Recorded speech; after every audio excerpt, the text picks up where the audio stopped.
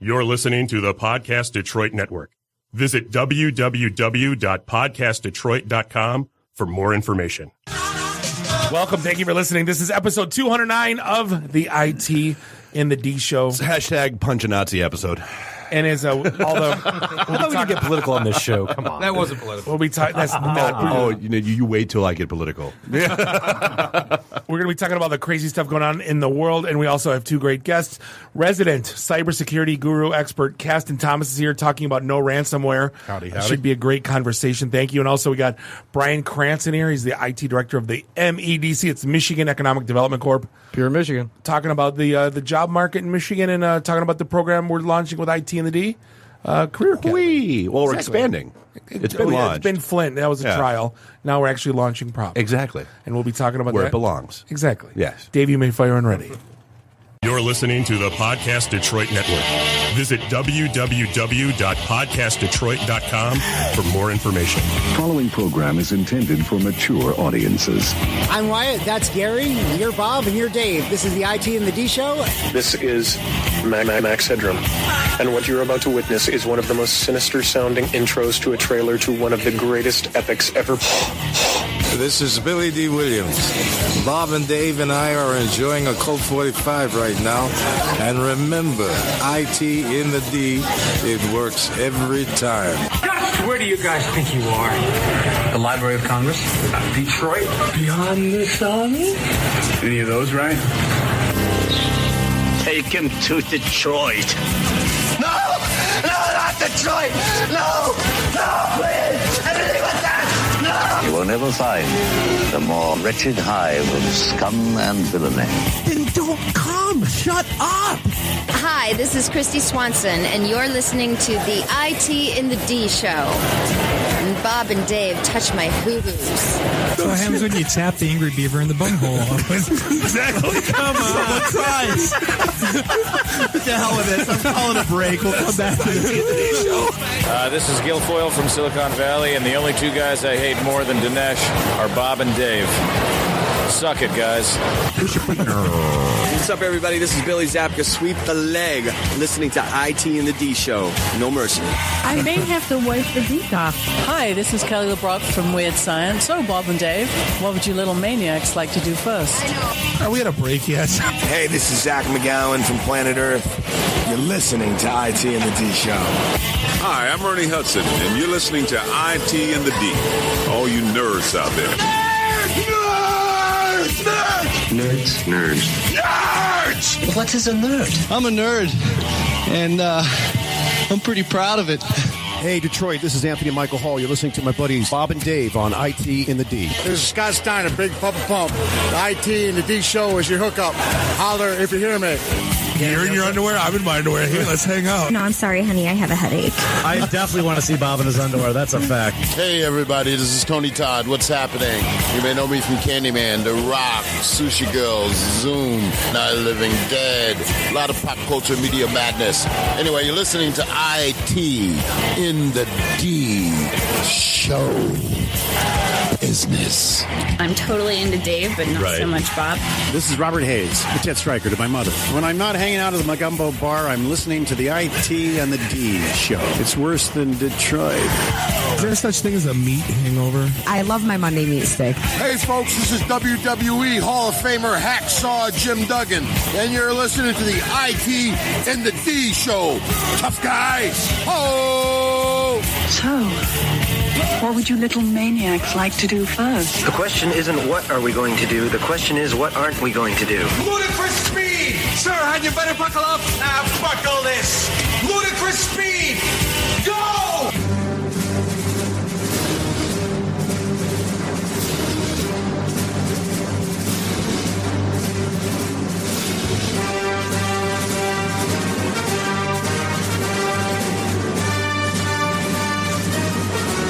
Welcome.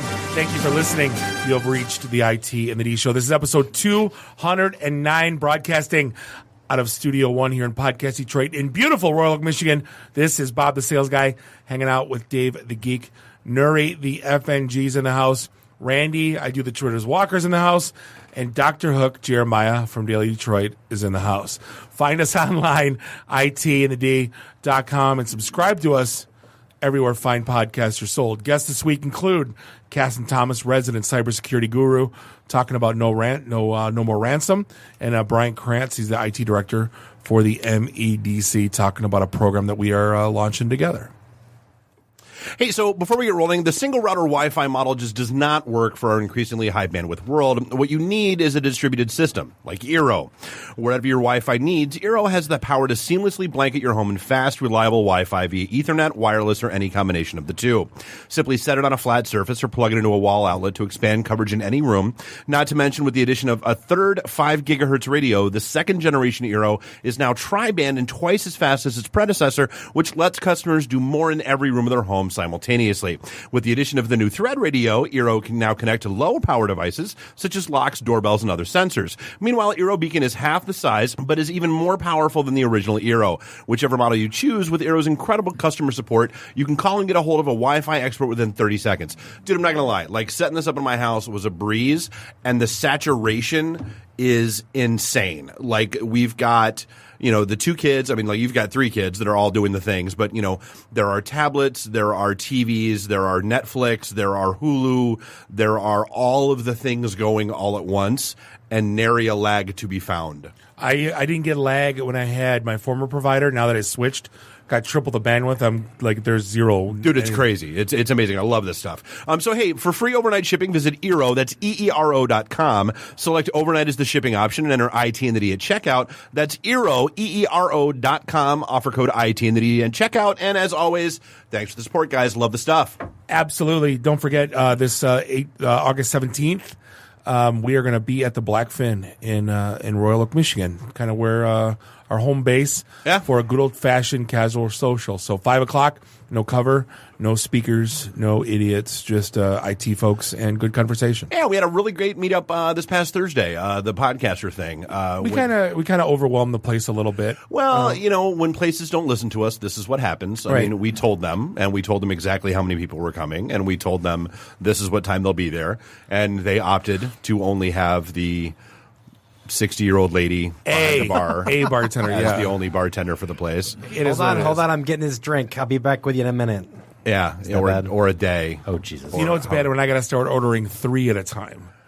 For myself. That's a Thursday. I don't know. So it's just Bob. Yeah, in case you've been living under a rock or you haven't figured out what's going on, the world's in chaos right now, or at least the East Coast of the U.S. is in utter chaos. And it's funny how this stuff. Dude, and I'm going to say it right. I got the whole we don't get political, and that's fine, man. Jackasses, if you're a white supremacist and you're down with all of the shit that is going on in Charlottesville, and you think that's okay, and not even that. If you are one of those that decides that they want to water it down, they want to equivocate it, they want to free speech, any of that shit, just tune out. Because I don't want you listening to the show. I don't need you listening to the show. I sure as shit don't want you on my Facebook wall. I'll bleep this out later. Off. That's I care not anymore. My limit of has been reached. As Jer said, it's like the 24-hour cycle on a free game. Maybe tomorrow my will have been refilled, but I don't care anymore. I have no tolerance for any of that shit taking place anymore. The past weekend did something that none of our conversations, not that 4.5-hour marathon being Black in America session, none of the conversations did what this weekend did, which has made me ashamed of being a white person in America today. So rant off. So when we started Podcast Detroit, we said, what are the rules? And I said, there's 2 rules. There's no hate speech. I don't care what side of the aisle you're on. Right. And there's no multi-level marketing. So what we equivocate is in a way, hate speech and multi-level marketing are the same thing. I just don't want my name associated. It's right. Empty promises of greater glory down the road, but it only really helps the guy at the top. I just don't want my. I don't want my friends. Bring your friends. I don't want my name associated with either one. That was the common theme to that. But it's funny how the internet has taken to it, and when we talk about free speech, the internet's free speech.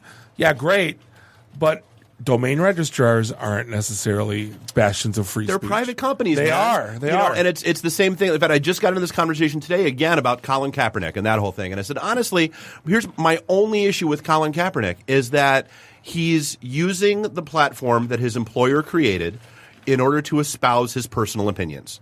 There is blowback being caused on his employer because of said personal opinions.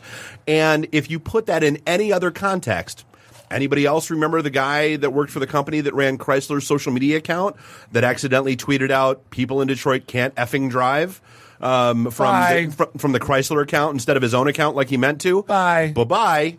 That's how it works. So like that's my only issue there. And so like this, you know what? GoDaddy, they don't want to be associated with it.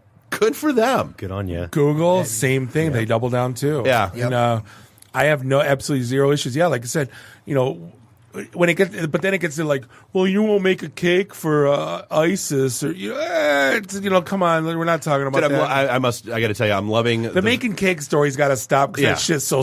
Just make your damn cake. The vanilla ISIS and Y'all Qaeda memes are killing me. Those killing are some of my me. favorites. So bad. But because word to your motherland. ISIS, baby. Did you too close? Too cold. Don't ever. All right, stop. Ever. Hate and listen. Don't ever. So we got an interesting story coming out of Buffalo. Caston should probably weigh in on this one.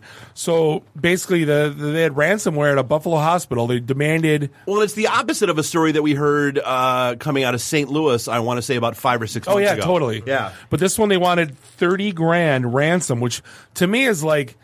At least ask for $250. Like if you're going to go through all the trouble. Well, their operating expenses, like they cleared like $2 million in just profit last year. So yeah, $30,000 seems like a pretty reasonable. Well, but to me, it almost like I would almost be skeptical. Like I would think, like if you're hitting a major corporation with ransomware, like a hospital, and you're only asking for $30,000. My immediate assumption is because that's what we'll pay immediately, and then you still won't do anything. Right. And that's what cybersecurity experts say is not to pay because you have no guarantee that they're actually going to come through with it. Right. It's like Dr. Evil going 1 million. 1 million. I was thinking the exact same Sir, thing. throw me a frickin' bone. So here's where it gets funny. Not funny, but interesting. Well, funny, haha, the milk smells funny. They estimate expenses tied to that incident right now sit at about $10 million.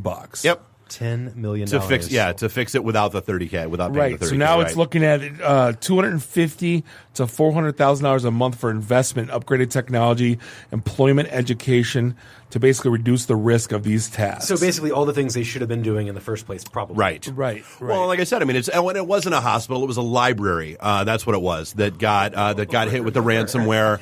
We said, how screwed up was it to attack a library? Well, yeah. So and they locked the library out of their systems, and I think they hit them with they wanted $100,000 out of the library, but it was only cost them like $20,000 to replace everything because they had such outdated stuff. Regardless, yeah. So they were like, no, F you, no, we're good. We're going to go ahead and replace everything These guys anyway. had 6,000 computers and basically it forced them back to using paper charts, which all of medical records are EMR now, right? Right. So paper charts and face-to-face, I need a doctor kind of stuff. My wife's clinic just went to EMR like a year ago, maybe. Really? They went kicking and screaming last minute.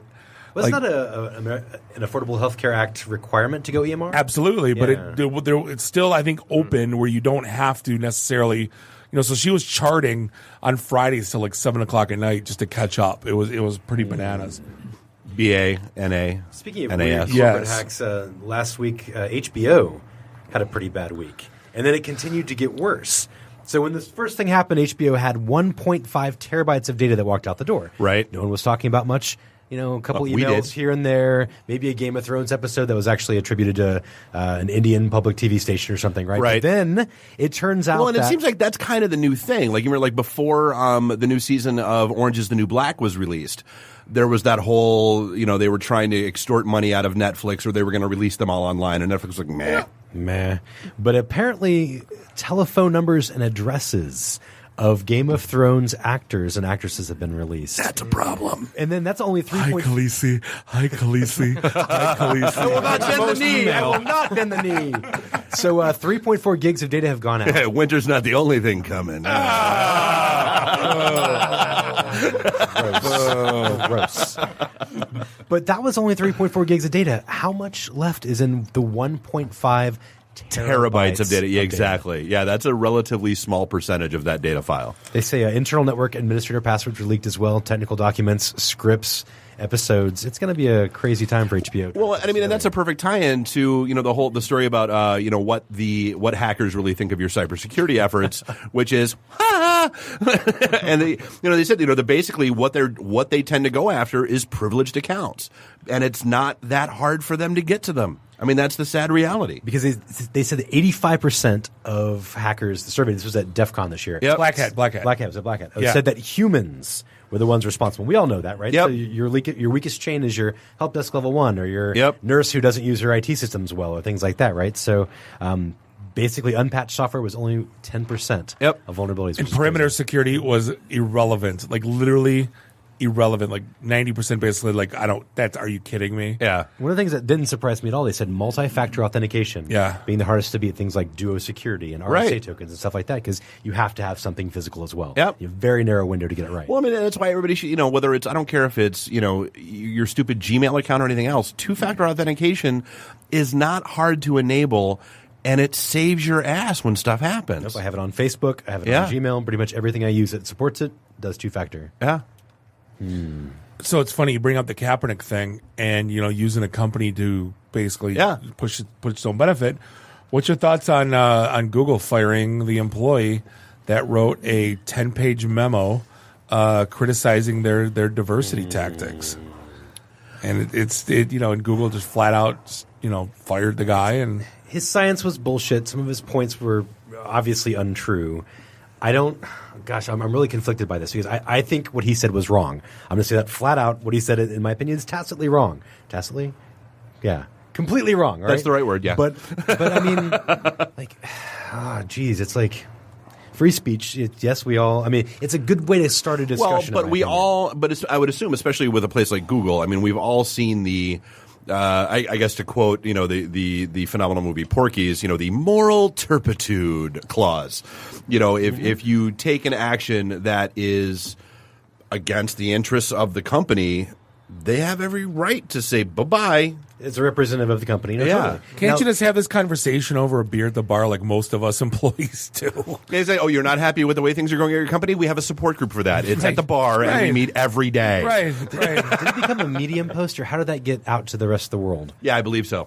All right. Yeah, he went and hit the publish button. So if he would have done that internally on like an internal message board or something, it probably would have... I thought that's where it started, was internally. It did. It was and then somebody picked it up and put it out. Yeah. But I look at everything that's happened in Silicon Valley. I mean, they had to fire him because you have a male saying that females don't belong in this industry, and that's one of the biggest things they're talking about right now. Well, so you're Google overstating what he said. He didn't say that. Right, but I mean, it's okay. Take a 10-page manifesto down to one sentence, but in the end, they don't belong there is what he was thinking. Well, the interesting thing to me is that 10 years ago, Apple was promoting Think Different.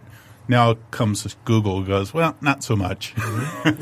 Well, Google used to have Do No Evil on their homepage. That went away 7 years ago. There's still a problem in Silicon Valley, though. Think of the things that happened at Uber, right? Uber was very publicized. But even then, there is a massive disparity in gender and diversity at all in tech engineering roles. No, it's one big giant echo chamber. We've talked about this a million times. I mean, everybody likes to. I mean, it's weird when you see so much stuff going on here in Detroit that's women led and female based and all that kind of stuff, and not really realizing that it's not like that in a lot of other areas around the country. Go to any one of my sales kickoffs, dude. Like we've talked about this ad nauseum for 4 years. The days of the programmer are still here. I mean, it's a thing. Yeah. Mm-hmm.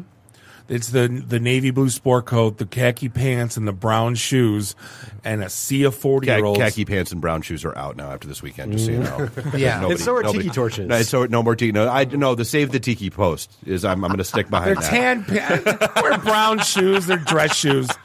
Butthole. It was so bad that they said that Seattle had a problem with Amazon hiring mostly male engineers. Yep. That Seattle's dating is just miserable for everybody involved. I've read posts about women complaining about Seattle's dating market because of that Amazon programmer kind of. I was going to say there's probably about 10% of the population that's okay with Nice. So an interesting, a couple interesting AI articles came out. One being that basically the best video gamer in the world got just snoop smoked by an AI program in an international video game contest. Just absolutely destroyed the best video gamer in the world. Which again is why we don't want to put them in charge of our military control systems. For one, it's the video game community could be absolutely stunned because they're thinking there's no way. At least it'll be close or something like chess. Because they're all too young to remember Big Blue and that whole thing. Well, yeah, exactly. Right. Watson at Jeopardy, right? Yeah. But like here we have Elon Musk coming out, speaking out against it, which is very interesting, calling AI the death to all humanity. Well, dude, he's been saying that for a while, that AI scares the ever-living shit out of him. We've said it. He said AI is more of a risk than North Korea. That's where I will agree with that. Probably accurate. Long term probably is, yes. Because AI is not going to launch cardboard missiles. Google just shut down their AI. They shut down their AI because the AI started talking to the other AI and they created their own language all of a sudden. Oh, Facebook? Oh, Facebook. No, so Facebook. So that was Facebook that did that, where they had two different bots that were running, and it's not so much that they even started talking to each other; it's that they started talking to each other in patterns, still in English, that nobody could understand or decode why. Like they would repeat words over, like certain words over and over and over again, and they couldn't figure out what the scoop was. It was Google that had three AIs that were all paired together, and two of them decided that the third one couldn't sit with them anymore, developed their own language and encryption algorithm that even the third AI couldn't get into, and they were like, nope. Still not a good idea. So artificial intelligence also segregates the cafeteria tables. Exactly. Timmy's not cool enough to sit at this table.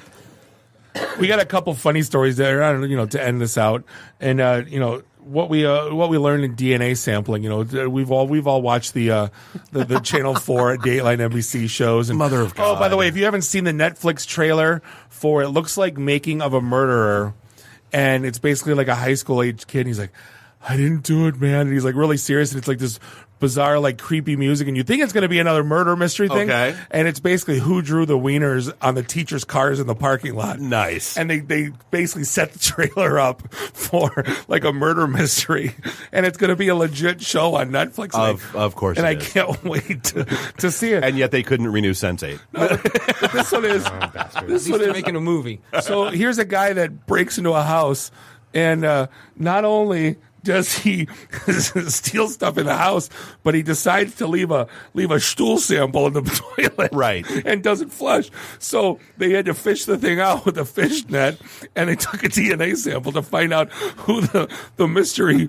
That's a crappy job. Exactly. He now sits in jail on a $180,000 bail. It's pretty amazing. But apparently that was the first time that they've used poop to do a DNA sample. So all you aspiring robbers out there, make sure if you take a grumpy in the house you're breaking into, flush the freaking toilet. Flush the toilet. Or just how about not? Well, and it's one of those things where like how many you gotta go. It's just the latest thing that like if crooks were smarter, they wouldn't get caught. And this it's the stupid thief stories that are always the best. Like the ones I still love the one where the DEA raided a drug house. And then literally just set up shop, still wearing their DEA vests.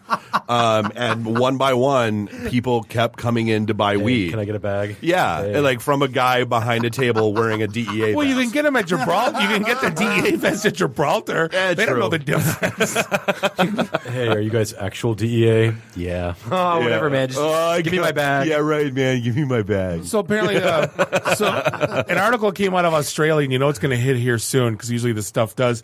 So there's a new trend going on when the people are on the train or on public transportation. Actually from New York City, too. This is an Australian article about New York City. Oh, New York City? Oh, yeah, no, Australian article about New York City. Yeah. Sorry.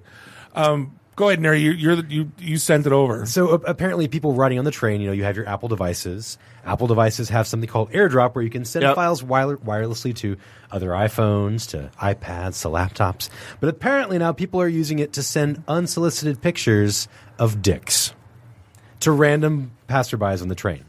So a guy just pops open his iPhone. It's like, oh, I see people with AirDrop. And you get a message saying you received a note from this person. iPhone 3 would like to send you a message. And you click it, and it's a picture of a dick.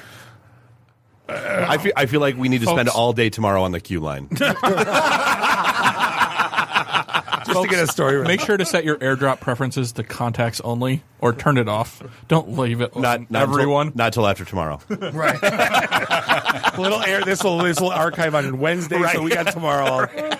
Well, I'll see you guys all at what, 12 o'clock? Right.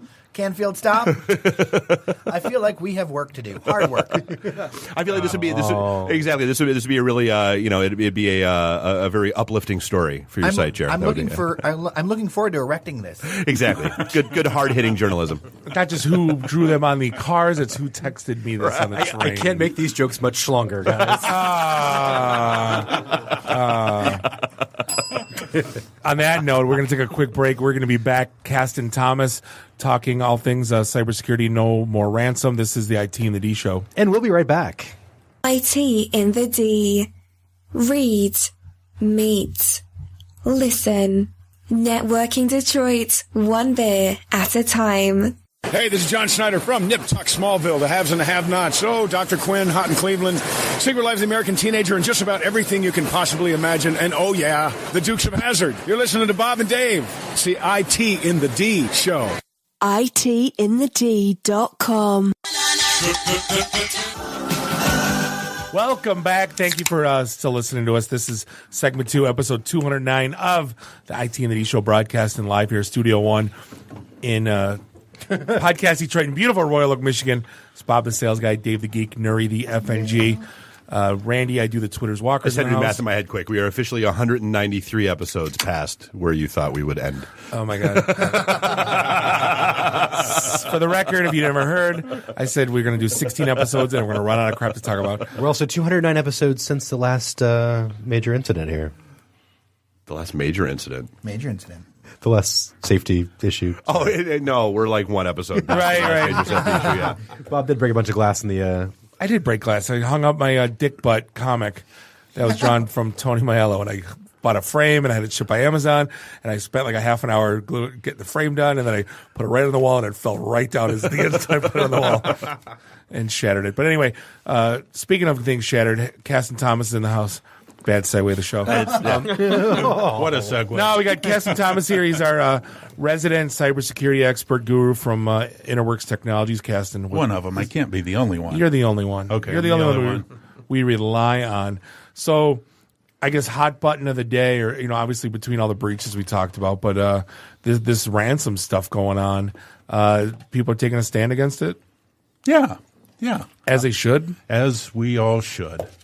And Interworks on July 25th joined on the 1-year anniversary an organization called No More Ransom.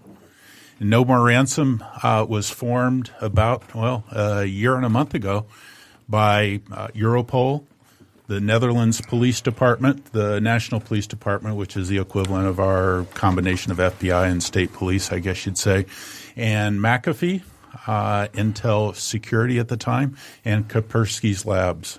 And on the 1-year anniversary, we're now up to 108 sponsoring organizations. And that includes Checkpoint, Cylance, and a number of other really awesome organizations. We're banding together in order to fight ransomware.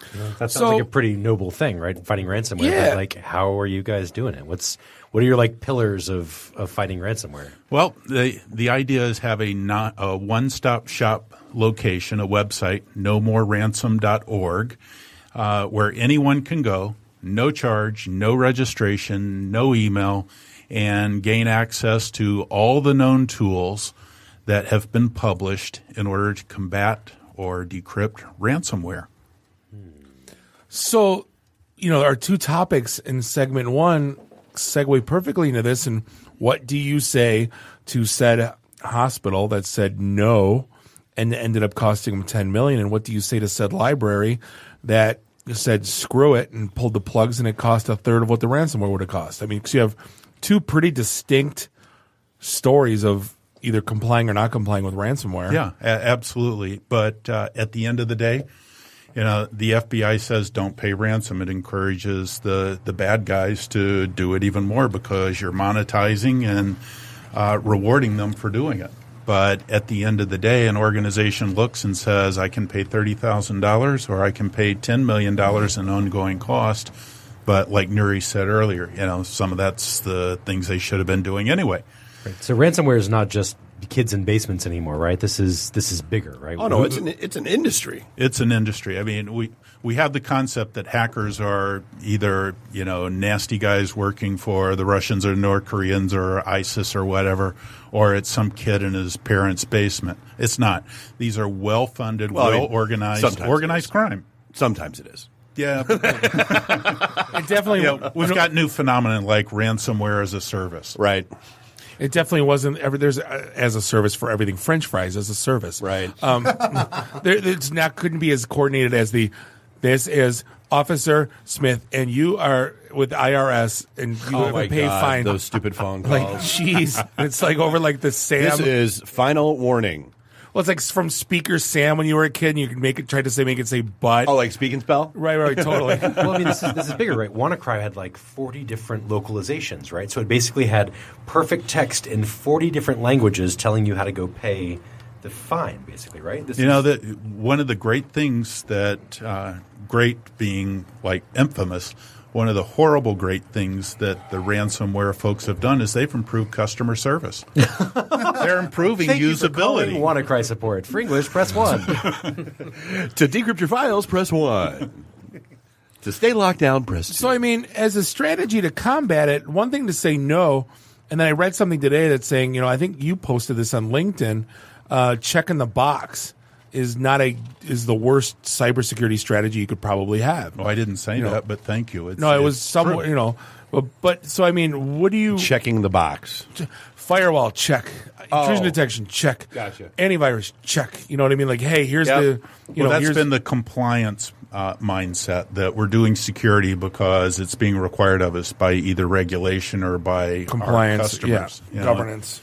And so the real issue is, how do you put together a security program that builds toward what everybody's really going to is called organizational resiliency?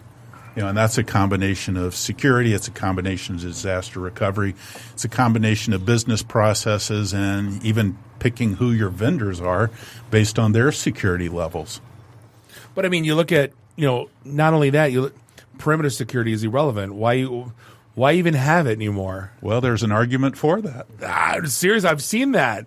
I guess what's your take on that?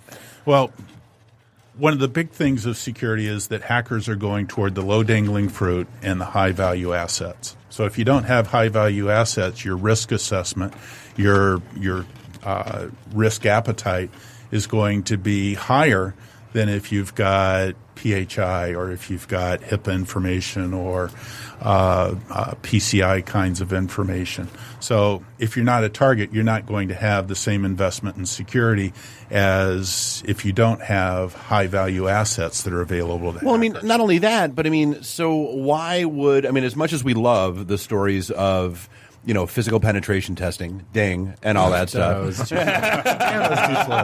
bell? The bell needs to move. But my wife won't let me wear my T-shirt out that says I'm a penetration expert. There you go. As much as we love those stories, why would you go through the headache and hassle of walking through the front door of a building, probably winding up on security cameras, having to deal with people, taking the risk of being seen, being noticed, being caught, when you can just send somebody an email that the idiot will click and give you root access to everything they do? It's risk analysis on the side of the hackers as well. That's the thing. If I'm going to break into a facility, I got to get rid of all my fingerprints. Right. So and that sandpaper is really painful. So not only that, walking around wearing gloves might be a little suspicious. Yeah. And don't forget, you can't go number 2 while you're there. Right. Well, you have to flush. It's okay. Take your data, leave a deuce. Yeah. Skid marks is still a problem. Right. No, but it's funny. I had a meeting today, and I said, it's funny. I read an article on how not to call in a CISO, and it basically said you can't say, and big data, machine learning, and I go, it sucks because that's what I would do. like that's my call. That's like I can't say big data, machine learning, analytics. I go, oh my god. I mean, and he's like, yeah, it's amazing. I mean, how many vendors sit in front of me and they just say garbage, and yet those are the people that are like. They're in half the businesses we call them. Got to shift those paradigms. Yeah. Buzzword bingo cards. Come on. Part of the problem is that way too many salespeople don't know how to talk about the business aspect. And the big transition you've had with CIOs and CISOs over the last few years is that they're not techies anymore. They're business people. So if you go in to talk technology to a business person, their eyes are going to glaze over and you're going to get that response. I mean, it's just like selling a car, though. You got to know enough where they got, what's under the hood. It's a 2-liter turbo, gets 40 miles per gallon. Yeah, but right? you know the old joke, the difference between a used car salesman and a computer salesman. Oh, I got to know this. I don't know this one. Come on. Ding, ding. I don't know this one. Used car salesman knows when he's lying to you. Oh, come on. Where's Bell? No, Bell. Light Bell. No. Muted Bell. Right. No, but getting back to No More Ransom, the idea is that we've now got world-class law enforcement agencies binding together with cybersecurity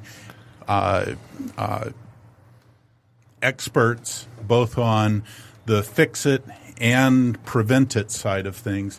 And so you go to this one-stop shop, and you've got access to how to prevent ransomware. They've got a great tool. We've got a great tool within the organization called the Crypto Sheriff, where you can upload a piece of ransomware, upload a Bitcoin address, upload the text from your ransom message, and it will say, of the 200 ransom cyber keys out there, we've got a fix for those, or we don't have a fix. So it's really cool stuff. And one of the things that I like about this, it's like InfraGard. And the idea is that we've got the coming together of, ding, ding. We've got the coming together. No, not for that. Not for that. We got the coming together of private industry and public service organizations and law enforcement binding together to do what we do best. And this wasn't formed by regulation or legislation. It was a coming together out of a need of a lot of organizations that's 100% volunteer-based, no financial contribution from any of the organizations. We're just getting together and creating this worldwide informal network of cybersecurity professionals who have one mission, and that's to make the internet a safer place to be. I guess walk me through me being dumb guy and how these guys are doing it. These crypto keys. I mean, are they generated like software keys? Are they the same, ubiquitous? I mean, so think of it like remember like PGP emails back in the day. I mean, remember when that was all the rage, and like and so you're basically your email would come across encrypted, and unless you had the key and you could type in the code, it wouldn't decrypt the email, or unless you had the private key on your system, it wouldn't decode it. Right. Same thing. So I mean, it's basically, hey, that screen pops up and says, all right, all your file are belong to us. You can either, and then contact us to get a key, and then it's like a license key. You type it in, then it's supposed to go ahead and decrypt your stuff. So it's an RSA token. It's not like you can call home base here at No Ransomware. And they'll give you. But so what they're doing? Absolutely. That's why I wanted to figure that. The way these keys have been acquired, and every piece of ransomware type, it's like a type of virus, and your antivirus software would go out and eradicate this. The different keys are for different types of ransomware. So they're dumb enough to use. They're dumb enough to use the same keys. Oh, absolutely. I mean, this is kiddie scripts. Well, yeah. The majority of ransomware has been built by a couple of people, and then it gets dispersed across the dark web, so other people are using those encryption methods and maybe even the same keys. Yep. So now you've got one place where you can go and say, do I have a piece of ransomware that can be decrypted? And the encryption keys have been found by law enforcement finding it. There's a great story of the Germans getting and prosecuting a ransomware promulgator, and they found the keys on the computer. So they published it at nomoreransom.org. So, another fascinating thing is that some of the people who've created ransomware have a come to Jesus moment and say, I really feel bad about doing this. So they publish their keys. So the idea here is that you've got one place that you can go, or a technical person can go to nomoreransom.org and find everything they need in one place. Now, browsing through the website, it's kind of amazing. There's over 100 different decryptors available, and there's step-by-step guides, and it's just a really good one-stop resource. I mean, you Google, how do I get rid of this ransomware? You have no idea what's coming back in your Google searches. And a lot of these are being contributed by the sponsoring organizations. And you'll also notice on here that there are no links to the organizations. You don't have links to who's providing it. It may give an attribution. But the whole idea is to remove the profit from creating ransomware and to lower the cost to zero of eradicating ransomware. So, think about it like inoculations. Okay, so we know measles, this is what the measles virus looks like. This is what the measles virus always looks like. Therefore, we have a shot that prevents you from getting the measles or deals with it after the fact. That's that. But like the common cold, there's no inoculation for it because there's 4,500 different mutations that are out there, and it keeps continuously evolving and mutating and yada, yada, yada. But once you see, once you have a variant of it and you have that crypto key, great. Every other instance of that variant can be handled by that key. But if somebody grabs it, tweaks it, so it was, wasn't it the guy that found the back door in WannaCry that shut it all down? Mm-hmm. Actually, I forget what it was. The website kill switch. Right. Basically, he registered the domain, and all of a sudden the ransomware reached out and was like, oh, it's there. I'm not going to encrypt. But then he took the code base and released it as... We just talked about this in the last 2 weeks. Oh, he created Kronos, the one that went after the financial institutions, and released it. So, okay, great. He figured out how to stop that and all variants of that. Fine. But then he took it and created something else using that code base that the WannaCry fix wouldn't necessarily take care of. But once you have Kronos and you break it down and you have that key that takes care of it, then all further instances of that will be taken care of as well. Is that an X-Men character? Kronos? Kronos. No, it's the incarnation of time. Oh. And father of Zeus. Yes. There's also Sacha Baron Cohen who played that in, what movie was that? Anyway. Borat? Same guy, but you are hacked. Exactly. Very nice. Send me Bitcoin. You are hacked. No, but here's the ransomware stuff's getting out of hand. It's like you have people impersonating grandkids trying to get grandparents to send them $3,000 because they got stuck in Europe. It's like, well, I mean, that's not even ransomware. That's phishing. I mean, that happens via Facebook Messenger. That's what I'm doing to make my living. I'm selling oranges on the highway. I'm like, is there a better way to earn a living than having to do that? I mean, the ransomware. You've got new phenomenon. I'd pay money to see you dress up as a giant orange on the highway. Oh, I totally will. Annoying orange, I could totally do that. He could just go to a bad tanning booth and be there. No, but I don't. And then run for president. So, what, I mean, to bring this into perspective, what are the numbers that people are paying out for ransomware on a yearly? Do you know? I don't know. I really don't. I mean, is it in the billions yet? I don't know that it's in the billions, but it's difficult to calculate because there's so much that goes unreported. I was going to say, there's a lot of this that may happen behind the scenes. It's kind of like you get catfished. You're like, I'm not telling any of my friends. Exactly. You're not Monte Teo announcing it to the entire free world, right? There's a website that says $5 billion in 2017. Oh, my God. Yeesh. And it's underreported, I'm sure. That's crazy. That's a lot of dollars. We're in the wrong business. Yeah, we're not ready. We're not. No. Meatstick.decryptor. Right? So, Caston, how do you guys, like Interworks Tech, how do you contribute to this effort? What do you guys do? Our primary focus is to promote the effort here in the United States. It's really caught on like fire in Europe, particularly Western Europe. It's getting some traction into Asia as well. We have seen a lot of sponsors come in, like Cylance, like Checkpoint, and probably 20 other organizations. But Interworks' main contribution, since we don't have cybersecurity researchers that came from the NSA and those types, we're really here to promote the effort and direct people and do the outreach to get more people aware of it.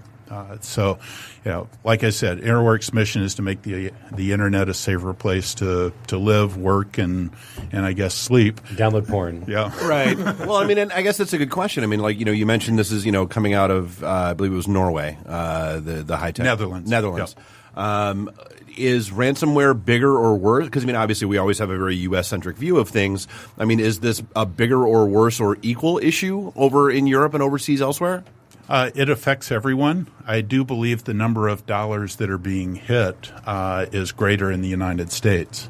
But again, I don't track the numbers. Is that sort of like a PC versus Mac issue? Like there's more, like the viruses hit PCs because there are more of them and yada, yada, yada? Or maybe we Americans spend more time places where we shouldn't be. I don't know. Go figure.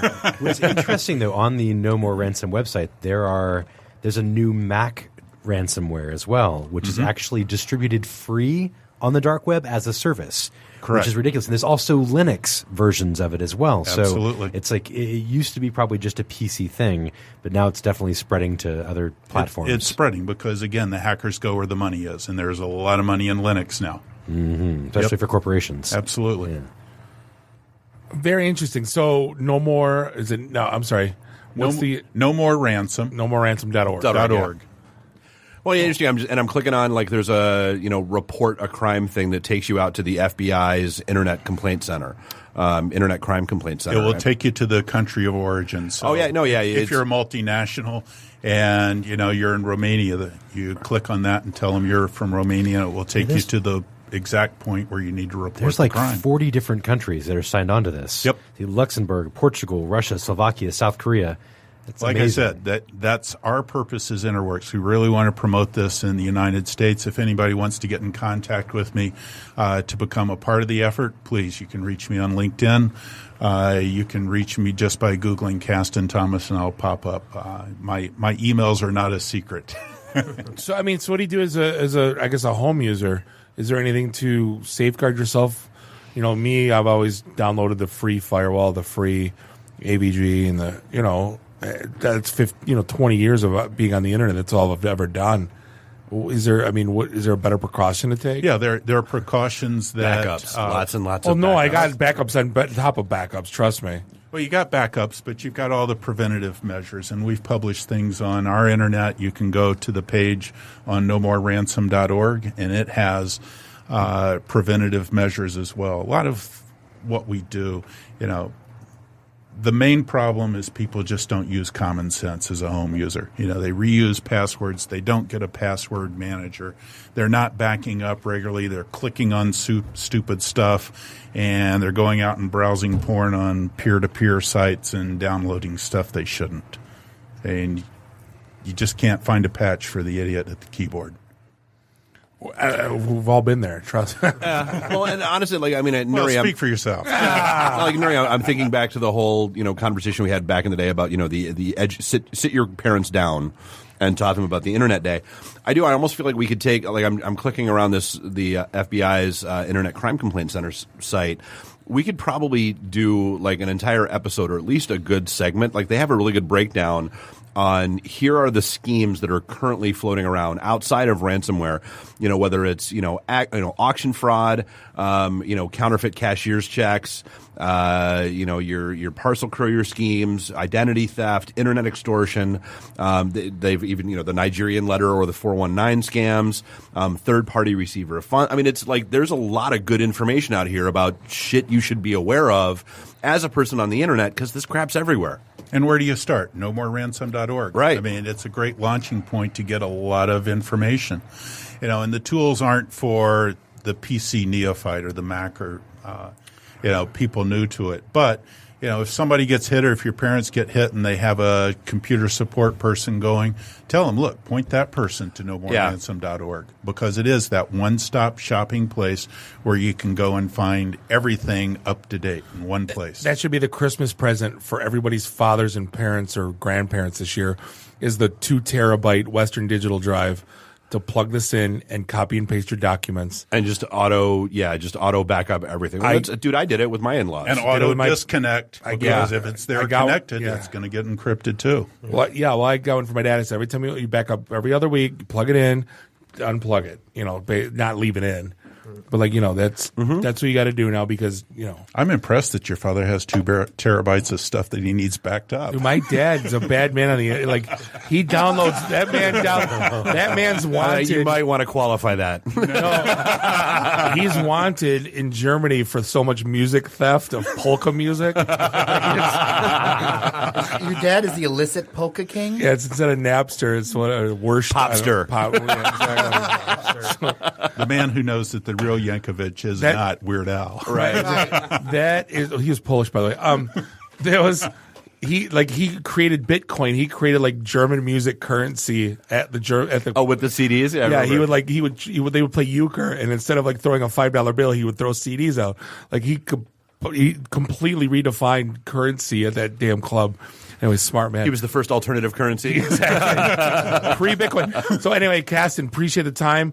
We got all your stuff on how to find you, and we'll post it all in the show notes. Absolutely. Awesome. Thank you for the time, and definitely thank you for the insights. We love having you on. It's always great being here. We're going to take a quick break. We're going to be back. Brian Krantz, the IT director for the MEDC. This is the IT and the D show. And we'll be right back. IT and the D. Read, meet, listen. Networking Detroit. One beer at a time. Hi, I'm Brittany Daniel from The Game, and you're listening to IT and the D show. ITinthed.com. Welcome back. Thank you for the time. This is episode 209. I did not mean to rhyme that. This is segment 3 of the IT in the D show. You're rhyming. You don't even know it. I know, amazing. Right? Oh, my God. You're supposed to say you're a poet. Didn't know it. This is Bob the Sales Guy. Do not like green eggs and ham. No. Do not like them, Bob I am. That's Dave the Geek. You just heard Nuri the FNG. You can't rhyme, obviously. Randy, I do the Twitter's Walkers in studio, as is Dr. Hook Jeremiah from Daily Detroit. Find us online, itandthed.com. Give us a like on all the socials and subscribe to us everywhere. Fine podcasts are sold. Yeah, don't forget, this Thursday we're over at the Blackfin back room, where it all kind of started rising to infamy. 5 p.m. start time, no agendas, no speakers, no nothing. Just show up, come out, have a drink. Don't, whatever, chill, chat. Drink. Whatever. Exactly. But hey, we are joined last minute. We appreciate you coming out this way. It's so far of a drive. I think you were a mile away. Took me 5 minutes to get here. Brian Krantz is in the house. He's the IT director for the Michigan Economic Development Corp, better known as the MEDC. What's going on? Pure Michigan. Better well known as Pure Michigan. You say MEDC, people just glaze over like, what is that? Pure Michigan, everybody knows. What is John? So our John Kerfoot that does the spoof videos. How is that? I have to ask that first, and then we'll dive into the good stuff. How is Bob? You're getting into dicey territory now. How is that? Was that like fun, laugh, or is that like we're going to assassinate this guy?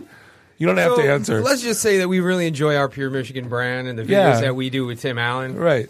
We're aware that there are other spoof videos out there, and many, many people across this fine state do enjoy those. Well, it's kind of like you made it. That was like a thing with Weird Al. It's like, I've known I've made it when Weird Al does one of my songs. Oh, well, then the Red Wings should be thrilled. I wouldn't go that far.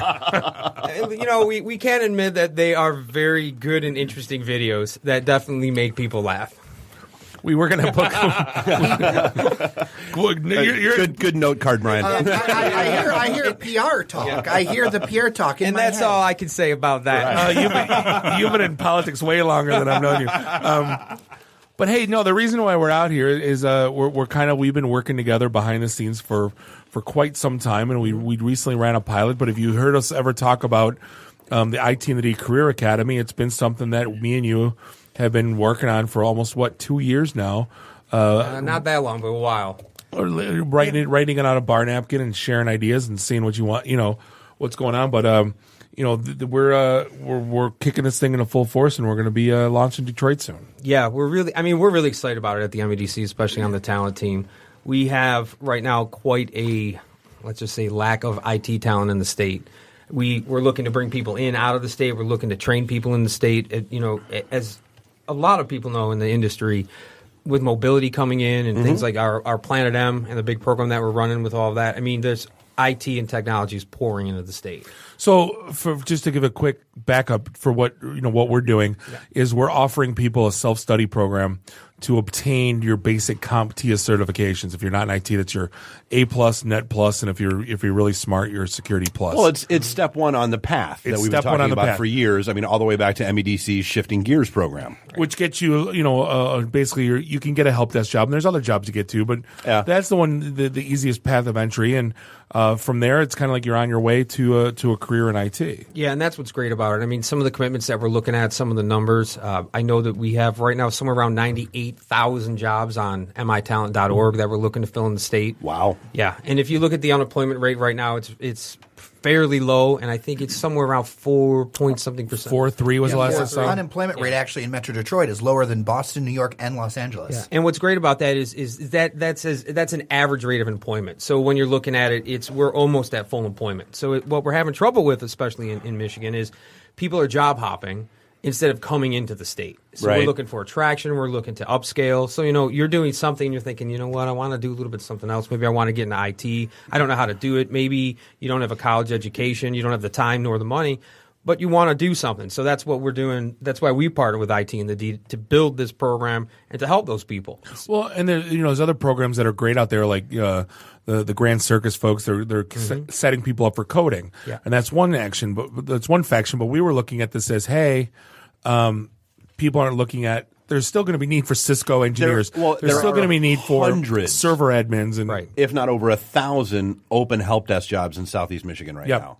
And there's only going to be more because there are more call centers that are being insourced and into the area. Right. Well, one of the things that a lot of people talk about on Daily Detroit is that they're always saying, I have a job, but I don't have a good job, or I'm not making enough. And IT is the kind of career path, especially in today's economy, where you can make that good money that you want to, the 50s, the 60s, the 70s, instead of talking in the $12 an hour zone. Right.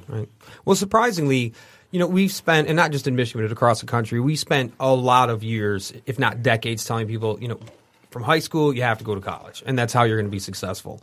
But the truth is there's a lot of people out there that are just as smart as people that go to college, but just don't want to do that. Whether they're, welding nuclear reactors. I mean, you don't have to go to college to do that, but you have to be highly intelligent. You have to have some serious skills to do something like that. Right. So when you look at our Going Pro program that we're doing, skilled trades, professional trades, you're looking at things in like advanced manufacturing, construction, healthcare, and information technology. Well, but hold on, Dave, real quick. Those things, it's funny, those things all tie together because my uncles and dads and everybody, they were all tool makers. Yep. Right. You can't go into a tool shop these days without being working a computer. You have to know how to run these types of software. So, you need a basic IT background, but you can't, like I said, these skilled trades, you have to be tech savvy. Well, so when I was talking with the Ford and UAW guys about the call center thing, one of the things they were talking about is that even some of those, you want to go get an apprenticeship at the electrician's hall, they're giving preferential treatment to people that have A+, Net Plus certs. Right. It's that same kind of thing. And I think, part of the issue, Brian, like you were just touching on, is, we've kind of joked, but it's true that, IT is sort of the new blue collar. A little bit. And the whole VOTEC thing, that's one of the issues that's one of the other issues that's going on in the state is that entire generation of kids. Like I was stunned when my nieces and nephews as they were going through school, there's no shop class anymore. There's no, any of that. Like it is, people have been basically told and molded that, when you get out of high school, you go to college. That's what you do, when there is that entire other path out there that's perfectly fine. And especially even in IT, employers don't really care as much if you have a degree, if you've got these certs that say you can do stuff. Right. There's just talking about skilled trades, not IT, but there's a welding place in Michigan, a school. There's a 6-month wait for doing things like advanced welding. Maybe, I don't know how long the program is, but when you come out of that program, you're making $70,000, $80,000 a year. Yep. So if you leave, you get in the program out of high school, 19, 20, 21 years old, you have these very well-defined skills, skills that you need to learn things. And here you go.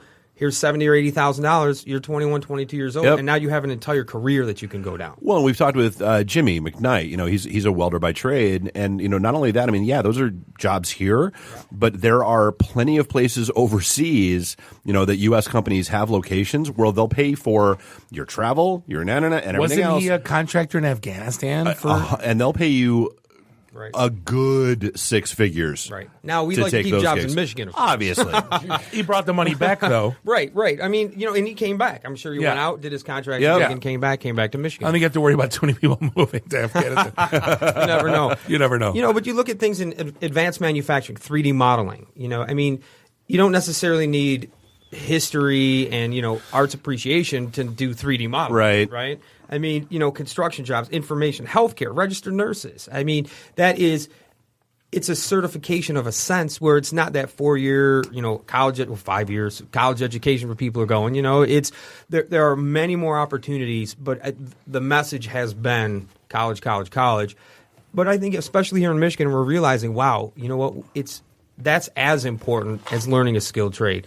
You can make the same kind of money in each one of them. And you can do it without incurring $50,000, $80,000, or $100,000 in debt that follows you for the rest of your natural life. Being in your mid-40s and still paying your wife's student loans. Did I say that out loud? She's not listening anymore. So what do you guys ever run into any kind of stigmas of things where it's like, I don't know if I want to sit in front of a computer or I don't want to do this job or that? Because Mike Rowe was in Michigan up at the Mackinac Policy Conference last year, and I talked to him up there along with Governor Snyder.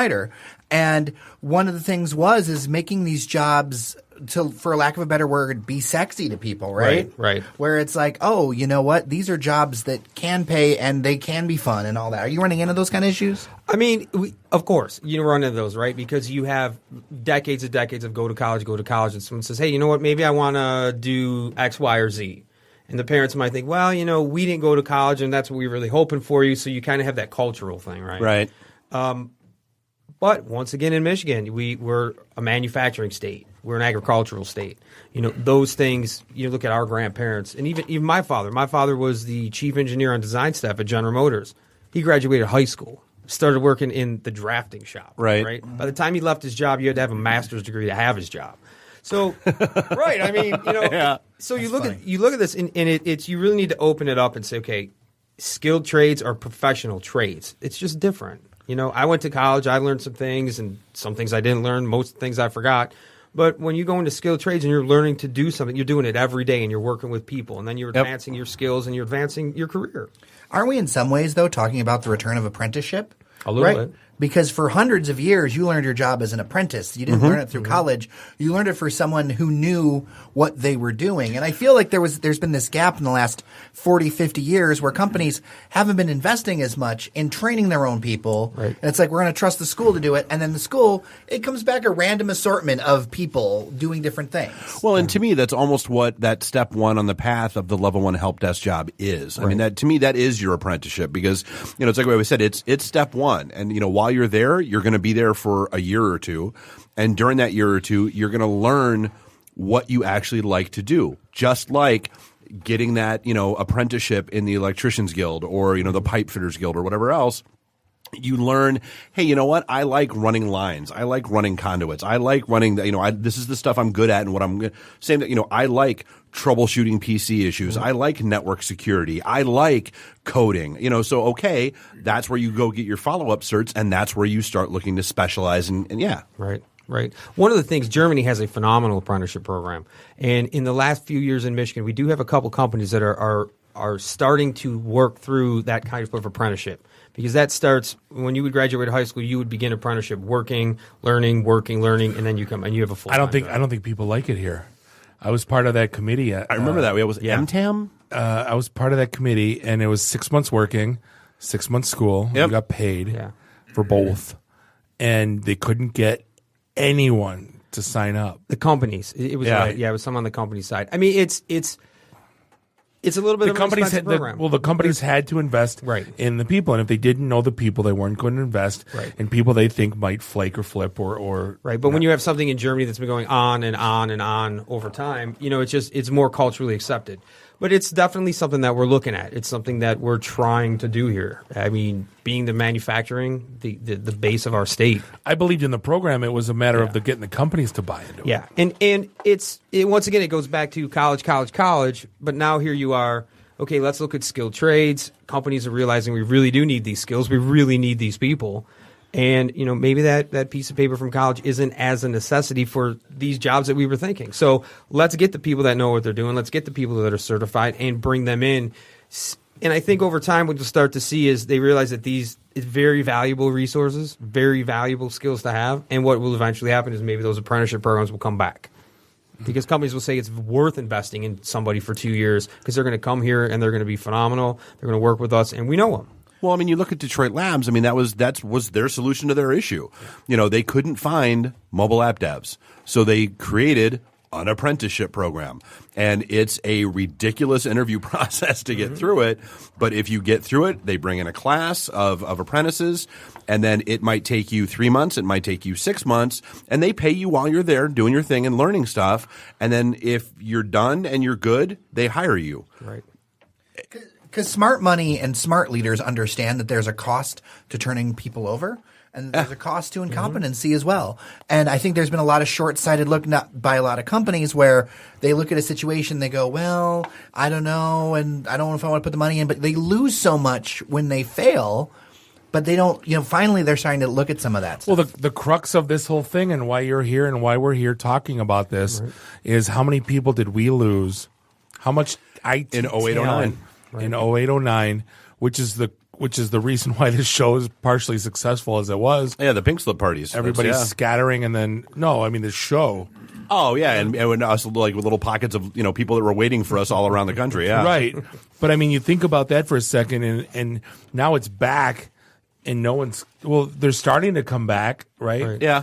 And if you look at there's a shift. No, and you look at affordability of living here, and like I always joked. I'll turn it over to you in a second, but. Like the guys at HP and Cisco, they complain about their salaries, and they're from Boston and the Bay Area, Chicago, and I'm like, man, I live in Detroit. I'm like a king here. You guys don't, you guys don't get it. Just today on the site, the Barry Gordy mansion just sold for $1.65 million.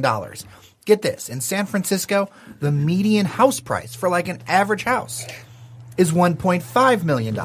So in San Francisco, right? Because for the same price, basically the same price of what you bought one of our historic mansions, you get like a normal house in San Francisco, and you get 1,200 square feet in Manhattan for that, and property taxes. Less than Manhattan. Yeah, way less than that.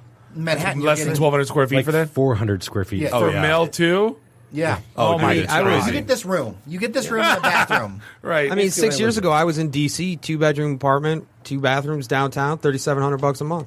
Oh, dude, it killed me. So when I moved out here in March of '96, I dumped my townhouse for $210. When I went back in 2006 for 4th of July weekend, it just so happened that my old house was back on the market again, 1.6. Oh. Yeah. And then what about in 2009?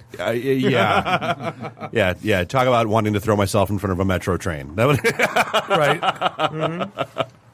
Real estate's expensive, and one of the nice things about Michigan is our cost of living is not that high. No.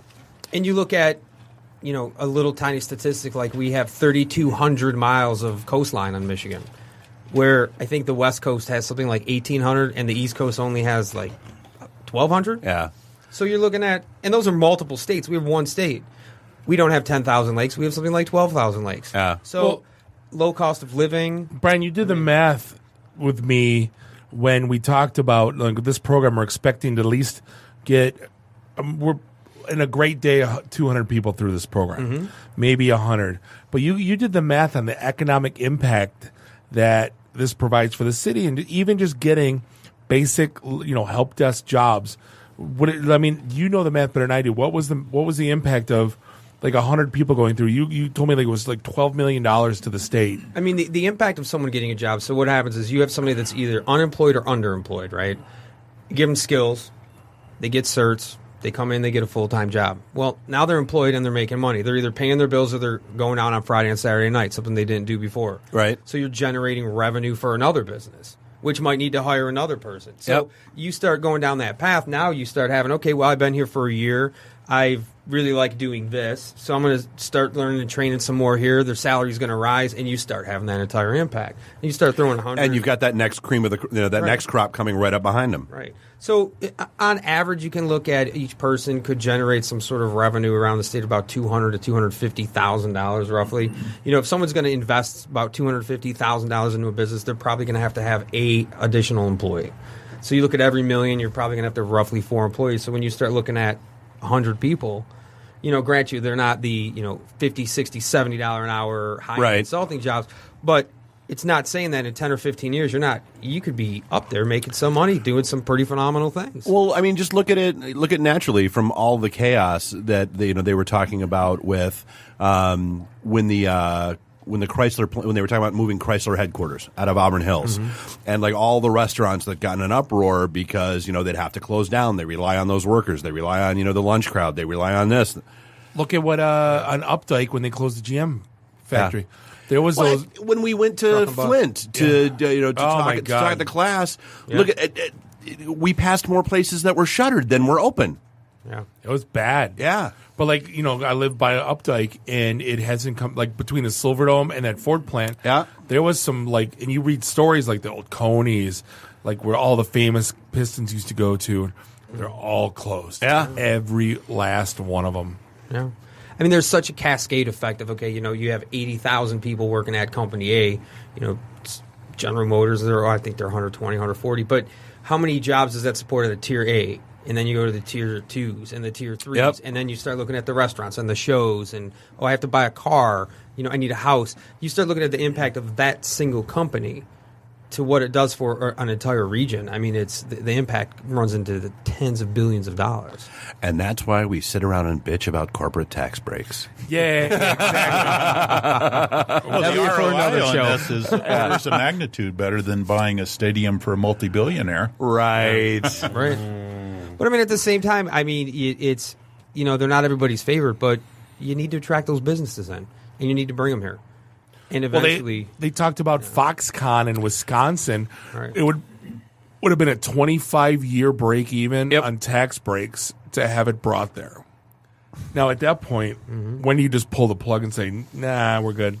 Well, I mean, what you have though is you're employing thousands of people that can actually get a job and go out and do things and provide for their family. So yeah, maybe the state's not going to get from Foxconn those 25 years investment, but those 2,000 or 3,000 people they hired, that state. Oh no, that's what they were talking. No, that's what they were talking about. Is that all in the ROI doesn't hit until that 25-year mark. That's how crazy and significant everything was. So that's but still, you got 2,000-3,000 people being able to supply a living for their families, have some kids, go to college. And the state kind of they take a little bit of that, right? I mean, government is here for the people to help them, but I mean, in the end. That's what they're doing. They're saying, look, we'll give you a break, but at the same time, we're going to give all these people jobs and help them. Well, and to be clear, Michigan has been stated from reports that were then retracted from Foxconn that they were actually going to invest in an autonomous R&D facility here. Right. And so that's actually something that I know that the governor's been there talking about and things like that. Last week. Last week. So that's been a really hot topic around that because there is a lot of money that's being put into that. And what is... What is the right role of incentives? The other side to think about that is every other state is playing this game. And I think early on this is just my own opinion, but early on in the administration, it was like, well, we're not going to do incentives. And I think now we're realizing if you don't do them, everybody else is doing them. But they need to be strategic. You just can't flat out say, hey. Yeah. See, Dave, it's like Matt Stafford. If you don't pay them lines, somebody else will. Let them. Agreed. Oh, so you're telling them to leave the state? Let them. All right. Fine. Not him. I'm talking business. Oh, no, Stafford. Let him go. Bye. But hey, Brian, thank you for hanging out with us. We appreciate Absolutely. the insight and look forward to an awesome launch of the IT and the Career Academy. Can't wait to get these people jobs. Yeah, no kidding, right? Uh-huh. Hey, we're going to take a quick break. We're going to hit segment 4 for once in a while. We got Jeremiah Dr. Hook here from dailydetroit.com. This is the IT and the D Show. And we'll be right back. IT in the D. Read, meet, listen. Networking Detroit. One beer at a time. Hey guys, it's Time Hawk, Bruce Leroy from The Last Dragon. You're listening to the IT&D Show. ITinthed.com. Welcome back. This is the one and only IT and the D Show, broadcasting. I had 2 margaritas before the show. That's why. Broadcasting live That here. never works out well for you. No, it works out great. We did to do this more often. We don't do this enough. We used to show up every show, blotto. Fushnickened. Yeah. Yeah. This You see is a cooler dragged behind. Actually, this is Dave the sales guy, and that's Bob the geek. It's Randy the F&G, and that's Nuri the I do the Twitters. Twitters, yeah. Find us on does the Randys. Find us online at itandthed.com. I was going to say DetroitNet.org. I think that still redirects. It does it. Yeah, I think I still own it. But yeah, we are here at segment 4. We haven't done this in a while. Jeremiah, Dr. Hook, you've been hanging out with us. What the heck's going on? You know, things, the city, movies, life.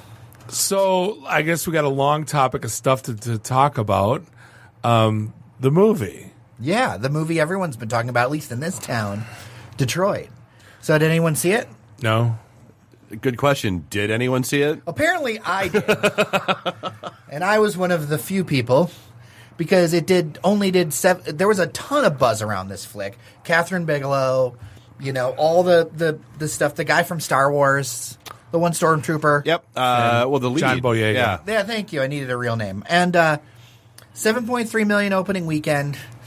This weekend, 3. It got whooped by Despicable Me 3. Double the people went and saw the Emoji Movie than went and saw Detroit. It was a box office flop. I don't call it a box office flop, and I'm going to tell you why. Are you going to see a movie about a story about something that happened in Milwaukee 50 years ago? Well, there's a few things to talk about this. No, I'm asking a straight up question, because why would there be any sort of? I can understand straight out of Compton. Why was this not a Netflix thing? Well, I can understand straight out of Compton because we all listen to the music. I can understand Motown and Johnny Cash and Ray Charles and all the kind of the documentaries because we're all involved in it. But if you didn't live in Detroit in the 60s, this really, it impacts you today, obviously, because, you know, we talk about the long-lasting effects of it, and if you live in Detroit. But if you live in Chicago, Cleveland, Rust Belt, Texas. So was the marketing wrong? You could care less about this. Yes. But here's the thing. Not a lot of other riots that have happened in the country, the Watts riot, the LA riots, they didn't call in the U.S. Army to handle the problem. But that Who knows happened about that, though? Not that many people know about it. 50 years ago. Right. 50 years ago, they called in the U.S. Army in But Detroit. that's 50 years ago. That's not exactly stream of consciousness pop culture. Right. Who's seeing movies? Sub-30-year-olds. Right? Well, and also there is an argument to be made that a lot of people are just watching them at home. You know, so you've got to have something to bring them to a movie theater. You know how hard you it got is to make it like Wonder Woman or something that's As an extra factor. No, you know how hard it is to get me in the movie theater as a 40-year-old man? Like, it's hard to get me in the movie theater. You know they have alcohol there, Bob, right? I don't like having alcohol because then I got to get up and pee. Right. No, but I can't hit pause. I got to deal with other people. Right. Right. Bob just brings one of those jugs. I can't yell at the screen. Well, you can. Stadium Pal? Yes. No, I don't have it. That's gross. But no, I don't think it doesn't have the emotional connection it does right here. Yeah, and I felt a large emotional connection to the movie, although I was amazed this was a national release.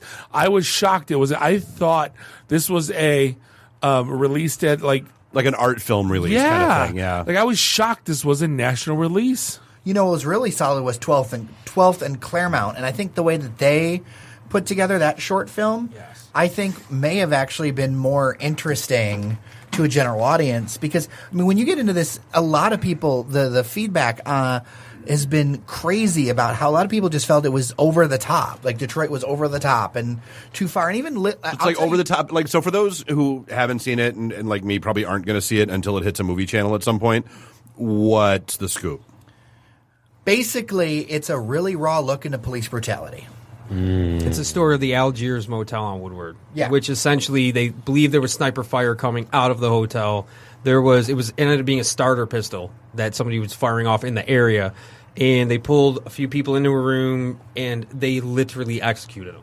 So now And the cops got off without any criminal prosecution. So I have not gathered that from any of the commercials or Neither the have I. marketing or any of that stuff. And you would think with all of the Black Lives Matter movement, you know, and all the conversations that are going on around that should have been a huge marketing point for them. And it probably would have got there's your national hook that it doesn't have otherwise. Right. Because, I mean, some of the movie posters, although they're beautiful downtown, don't even say the Detroit movie on it. They just say Algiers Motel.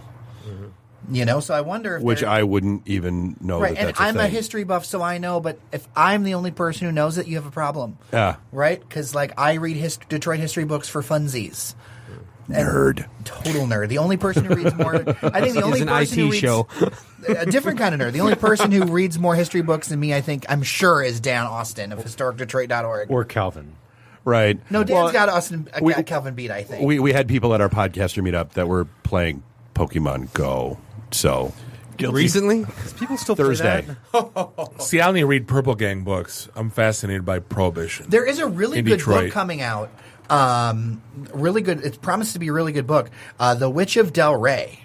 About this person who got framed for murder in the Del Rey neighborhood, and like the mob's involved and all kinds of stuff. Really would be up your alley. I just want to make enough money so I can buy Chris Webber's old house that has the pipeline going to the Army tunnel out island. to the island. Yeah. My great grandfather actually ran booze from Canada for the Purple Gang, and literally take a boat underneath into the sewer in Detroit, upload the. Upload. You are on an IT Upload the show. We booze, get yeah. it. Upload the booze up through the sewers into the. I think it was the one bar that the Purple Gang used to hang out right off of Jefferson, That's crazy. behind Cobo. Yeah. Oh yeah, the what's now Tommy's.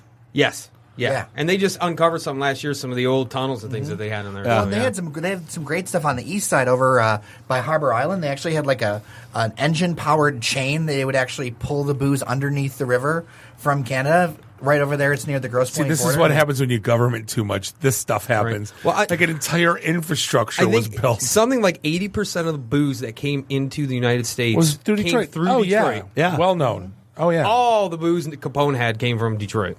Mm-hmm. Go Detroit. As you know, Detroit's been a shipping hub for years. Yes. So it's always been networking Detroit one beer at a time. See? At one point, Detroit had one saloon for every 13 residents. That's amazing.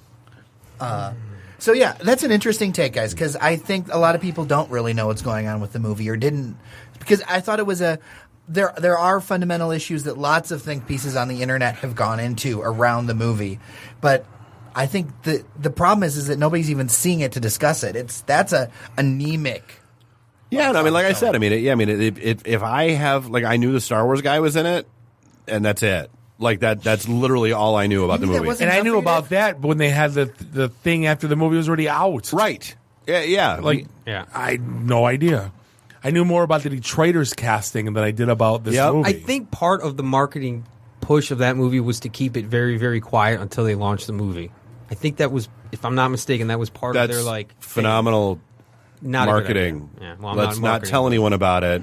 Until the last minute. Right. And then also the timing. These kind of serious films definitely do better later in the year than summertime. And I think they're trying to. We want sync happy it- movies. Well, you're looking for the summer blockbuster. You're looking for the, yeah. They wanted to sync it with the anniversary, but that anniversary doesn't mean anything to anybody who didn't live through it. Which, As far again, as- you could've- 50 years ago. It means something, but I mean, it could have been the same year. You could have just said, we're releasing it in October. Yeah. I don't think anyone would have cared.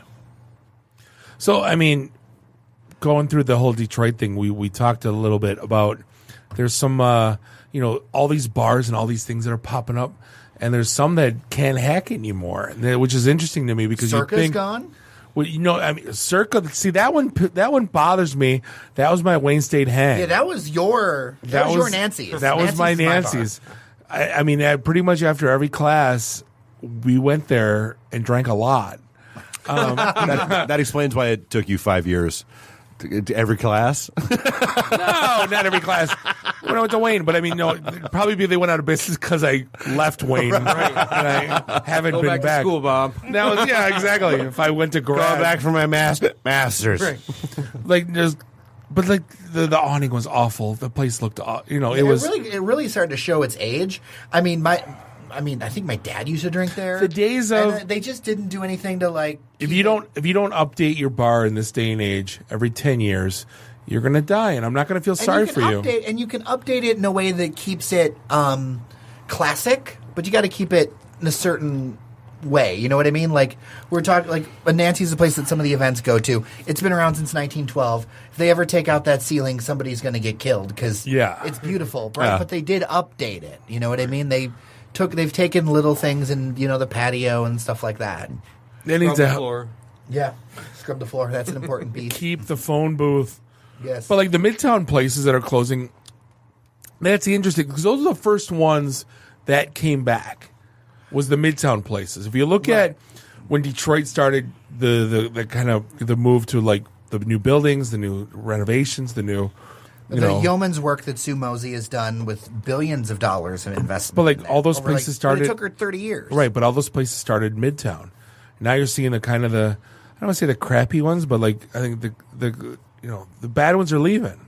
Well, it's bad ones, but it's also market changes, right? So the biggest news, the latest news was that the Detroit Pizza Company was gone, right? And that's a place that served 89 cents. The Detroit blank company. Right. The Detroit Jet Company. We have the Detroit Podcast Company. 65.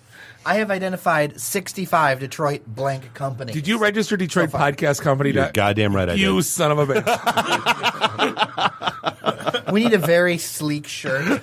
Detroit insert here company like shirts. .com. Yeah. Right. .com.org.net. Right.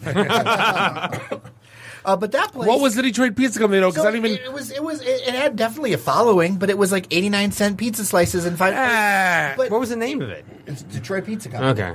But Detroit blank company. Right. The thing is that at one time you would think, college area, Wayne State, cheap pizza makes perfect sense, right? Absolutely. But the building it's in now has just sold condos for $329,000 each. Jesus. And they have HOA fees of like $820 plus dollars a month. $820. What are they doing for HOA? $820 a month for me? What are they doing? Security, water, maybe. HJs. You get to live in And Detroit. he's not talking about Honest John's. I mean, but that's. But I mean, you got to look at that happening in Royal Oak. I mean, Royal Oak was a very eclectic place. And we broke bars and restaurants started moving in. Now they're in Ferndale. Yep. Ferndale used to be an eclectic place. Bars and restaurants moved in. Now those businesses have moved out. Well, No different in Detroit. Well, it's somewhat, but in the city of Detroit, it's interesting because the numbers are just getting so crazy. I mean, I have friends who live in downtown Ferndale, and they've been doing well for themselves. But in Midtown, it's gone from 100,000 to 329 in like a year or 2 We've years. been watching those condos across from Little Caesars Arena since the day they opened to the day the market crashed till today. And I just had At one drinks. point, those things were selling for $99,000. Yeah, some of them were in the 70s. They opened at 2. They opened at 2. Went up to 250. Dropped down to 70, 80, 90. Yep. And now they're back up to 3 or 4 now. Yeah, and they're not well built. No, that was obvious, right? Or whatever. It's kind of crazy. I know a guy in my neighborhood just listed his house for sale for $489. And you're in University District for $489. Yep. And it blows my mind. And I bought mine for $325 a year ago, and it's $150K in a year. I know 3 different people with appreciations north of $70,000 in 12 months. That's ridiculous. My house went up 110 in Auburn Hills in 12 months. Dude, it's nuts. But I was so far underwater where now I'm finally above water, so I'm not bragging about it. I'm just saying. Eminem's selling his house for less than half out in Rochester. He bought it for $4.5 million. He's selling it for $2 million? Yeah. And I don't get why he's selling that for $2 million, because if you look around what's going on, that's a bargain. Oh, no, that house looks straight out of McMansionHill.com. Oh, no. Yeah. Is that a website? Yeah. But Detroit. I mean, Detroit has. It's going to if they're not careful, it's going to have the same problem Saturn had. Okay, Saturn was a phenomenal car company. They built these cars. It was all about the customer experience. But once you got out of that car and you had a family and you wanted another car, you went back to Saturn and said, "Oh, you don't have one. Now I have to go to Toyota or I have to go to Honda." Nailed it. Right? Nailed it. Detroit's the same way. It's great. Everybody's moving in downtown. It's phenomenal. It's wonderful. They're young, They have they're a kid single, and they're it's going to cool. look around and go, "Okay, time to get out of the suburbs." Unless you can't send your kids to Liggett. Grosse Pointe. Yeah, Grosse Pointe Liggett. yeah, That's any what, Tulio's alma De La Salle, mater. any of Right. those. I mean, you can't. That's $25,000 a year. Cranbrook's $28,000 a year. Mm-hmm. But I think that the type of folks, so there's a lot of out-of-town money flowing into the city right now. And what's happening is a lot of those folks, that isn't a concern for them. For them, it's, I sold my place in Brooklyn for $3 million that was the size of the studio times 2. And Right. now they're coming to Detroit and bought a couple houses. Yeah. But exactly. I mean, what that's maybe 2-3% No, of total population. No. Half my neighbors are from out of town, dude. I live right Just in the selling their DIA. stuff. Just like Dave would have sold his townhouse for 1.6. Come here Buy a for block. $600,000. You got a block. Yeah. No, and you're like, I you're- don't care. Yeah, I mean, Midtown. So in the last year, meeting neighbors, unless it's either people who have, there's 3 types of neighbors I have. People who have been there for like decades and decades. And then you've got your like transient college students who money's no object to them because it's 4 to a house and they're med students. Thanks, Dad. And then you've got a bunch of people moving in that like New York, San Francisco, Texas. When I go to the bars, it's no long. It is definitely changing, and it's that out of town thing, especially in Midtown. Can we finally put the new Detroit versus old Detroit to bed? Can we finally? We've been talking about this for 100 years. You know what, Bob? I think we can. Let me tell you why. Please, I've been hiking. Preach, Brian. I've been hiking like for 20 years, and I go out on the trail, and for the last 17 years, where are you from? Detroit. Oh, and they take a step back. 2-3 years ago now, went out, told somebody I was from Detroit, and I literally heard this. Really? I can't wait to go there. I hear things are happening there, and I'm like, no. I said Detroit, Michigan. Yeah. That place, I can't wait to go visit. That's what I've been hearing now. We got fart face my entire life, and then now 2 years ago this changed, and now we're not allowed to talk about Detroit to Detroit. Right. Like that's what gets me the most. It's like you can't call it Podcast Detroit. You're in Royal Oak. Like, That dude, I discussion's remember been going on for years. Right. But it's See, any now- other city, too. No. New York? New York? No. New York doesn't care. I live down on Long Island somewhere. Oh, you're not in Manhattan. So you're Yeah, not but in no, New York. you say I mean, But you're still New York. You're still New York. You know, the state's got the same name as the city, You so don't wherever hear, you are, you're in New York. Yeah. Well, you're still New York City, but like you don't hear, oh, you're from Schaumburg. Oh, you hear you're it not now. Chicago enough. That doesn't exist. Yeah, go to Highland Chicago Park. and ask them if they have 312 day. You're- Watch yourself get laughed out of the bar. I got laughed out of Cisco offices for asking. Well, it does happen in Chicago, though. There is a I was little on. bit. No, Not I like was it on is here, three. though. I was Not on like it is 312 in Chicago, and I go, "You guys parading today?" They go, "What are you talking about?" They go, "Chicago Day, 312." They go, "You are such an idiot, Bob." like, where are you from? Blue. Like that. That was the thing. Like, I really want to write this blog. Said yes, I'm from Detroit because growing up, it was always this. Where are you from? Michigan. What part? I live in Warren. Where's that? Just north of Detroit. And it became a shortcut. Detroit. Where are you from? I'm from Detroit. And then you get the fart smell face. Yep. And you get you have a gun on you. But I'm like, damn, like, no, I'm from Detroit. And I started becoming like angry proud. Like, this is my dirty pair of jeans. I don't like, and I'm from Detroit. But there was also a period when people would say, "Where are you from?" and you'd say, "Well, I'm from north of Detroit." I never said that. I heard a lot of people saying that over the years in Yeah. the late 70s, early 80s. Yeah. There was a lot I was of just Detroit, but then like now I'm like, where are you from? Auburn Hills. Where's that? About 20 minutes north of Detroit. that. Yeah, Like, White Mile Road. Route Mile. Right. You're like, It's a Jersey. What exit? Right. But it went from I lived my entire life getting fart smell face to now it's finally cool and now I'm not allowed to say it. And you know what? Kiss my ass. Yeah. I'm saying it. Like, period. Yeah, nothing's changed on my end. Thanks. No, I you know, and the problem is then I got to go my resume. Oh, I went to Shelter when I was 15. I went to Wayne State. And I've been going down. Yeah, I'm not looking to prove my cred to you. No, we're good. Right, I got to like cred. And you just moved here 2 years ago from Lake Orion. Now you own the city? Yeah. Kiss my ass. You know who you are. He says as he looks at Jared. I've only been living in this city for 18 Bob is not a years. millennial, if you don't know. No. No. But no, this is my city till I die, and I'll be damned if I say I can't say it now. Well, the more we because can say why? Say it, Bob. Say it loud and proud, baby. You know what? Guess what? I'm from Detroit. Mark that down and put it in the intro. I am from Detroit. I'm going to say it again. Trying to see if I had somewhere in here. I have the old. I love this city. I do. Oh, yeah, and that was from back in the Russell days. I do though. I almost re-edited that "I Live This City" drop to "Put Your Hands Up for Detroit." I Right. love this city, but drop your voice in there. You should. So what else you got going on? Well, there's a lot of stuff happening. The Daily Detroit Happy Hour is doing very well on the Podcast Detroit Network. Had a really great guest. We've actually been to the new studio twice. Right. One for a great roundtable panel that is going up tomorrow on the Daily Detroit Happy Hour, where actually Dave and Sven and a few other folks talked about the future of media. And then we also had Eric Larson, head of the Downtown Detroit Partnership, who is that guy. Eric. I like Eric. Yeah. It was a great interview, more than an hour long. We went really long for us. And I have to give it's you, been our most popular episode. And I have to give you credit. You guys do a really good job on that podcast. Thank you guys, it's well thought out. It's well done.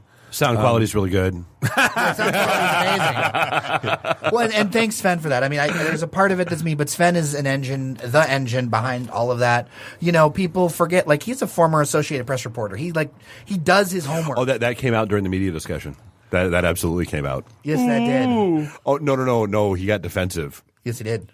Oh, I'll eat him up for lunch. What did he get defensive about? I started smacking around the crap state of media today. Oh, and he got defensive. It's true. Well, but yeah, but it's and once like we had the whole. Well, no, it's because of the like it's not the reporters that are the issue. The guys that have they're getting laid off. It's the businesses that are like, no, you will be click monkeys. That's the issue. But yeah, I can't say my opinion anymore because you guys will put a video on and then you'll make it go viral. Then you'll make websites. I did not make the video. That would be Tom Lawrence Systems. Right, and then Dave Dave did the .com and pointed at that, but hasn't told anybody about that. Like it's not out there. You know what's funny? You read it on yourself. No, the whole thing about that whole thing, and I got mad about it, and the whole slowrollsucks.com thing. No, I didn't get one piece of anything. Like no one said anything bad to me. Not once. No. Did anyone? Because a lot of the comments were agreeing with you. and I thought, no, because I figured you guys threw me under the bus for ranting on it. And no one said like screw that guy. Like there was one screw that guy, but screw that guy. But like not as bad as when you wrote that blog. True, you didn't wind up on Flashpoint. Yes. No, that was good though. And I stand behind everything I said. No, it was accurate. And I wish I would have said more. Well, and that's why I wasn't throwing you under the bus. It was a good video that is a opinion that people agree with. I know, but it felt like disagree with. It felt like I was getting thrown under the bus. You weren't getting thrown. No, you weren't getting thrown under the bus. And I stand behind every word I said. You should. Slow roll. You suck. To be clear, I go to slow roll every other week. But stop at the red lights. And I love you. I think you're amazing. I think you're. And no, it's not the same as going to Tiger Game, Benji, because I don't go down with 3,000 of my cars and my friends and stop at the red lights and not stop at the red lights, yeah, and not stop at the red lights and go to the game. Well, it goes into that like nuance of opinion, right? And so that's one of the great things. That's not opinion. Stop at the red lights. It's one of the great things podcasts can do, and that's what. We had Emily bringing a PR perspective, and then we had a guy from Detroit Public Television. And part of it is the business model has to support nuance. And in a podcast, we can do these kind of things, whereas a lot of times on just the regular web, text web, whatever you want to say, it's like, well, I got it. It's so devalued that it's like click, click, click. So there's got to be a change in things, and that's why we're doing podcasting. So go ahead and run a story about the Red Wings logo being corrupted by people in Charlottesville to get all the clickety clicks.